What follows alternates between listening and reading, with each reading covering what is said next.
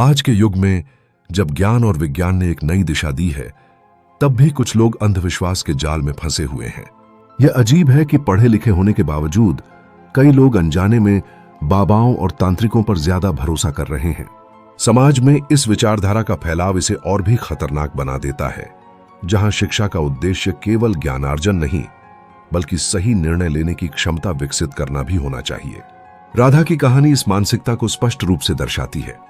जब उसकी संतान बुखार से पीड़ित था तो उसके पहले डॉक्टर की बजाय तंत्र मंत्र में विश्वास करना उसके लिए प्राथमिकता बन गया। तांत्रिक ने कहा कि उसके बच्चे पर बुरी नजर है और उसे नींबू और मिर्च से पूजा करने के लिए कहा।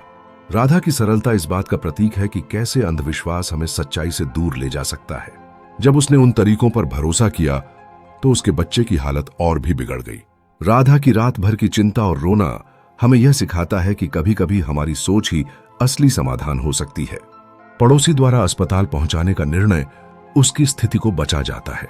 डॉक्टर के शब्दों में छिपा एक गंभीर सत्य है, अगर थोड़ी देर और होती तो चीजें हाथ से निकल जाती। यह उस वास्तविकता का परिचायक है जहां विज्ञान, ज्ञान और समझ से अधिक महत्वपूर्ण है। इस कहानी से हमें यह समझ में आता है कि भगवान पर विश्वास रखना ठीक है, लेकिन अंधविश्वास में जीना आत्महत्या के समान है। जब हम अपनी सोच को बंद कर देते हैं तो अंधकार हमारे जीवन में प्रवेश करता है। कठिनाइयों का सामना करते हुए यदि हम अपने मानसिक तंत्र का सही उपयोग करते हैं तो न केवल हम अपनी समस्याओं का समाधान पा सकते हैं बल्कि दूसरों को भी जागरूक कर सकते हैं। आखिरकार हमें यह इंगित करना होगा कि धर्म और तंत्र में फर्क है। धर्म हमें सही मार्ग पर चलने के लिए प्रेरित करता है, जबकि तंत्र हमें भ्रमित कर सकता है। आत्मनिर्भरता, विज्ञान पर विश्वास और सही निर्णय लेने की क्षमता विकसित करने से हम अंधविश्वास के अंधकार से बाहर निकल सकते हैं।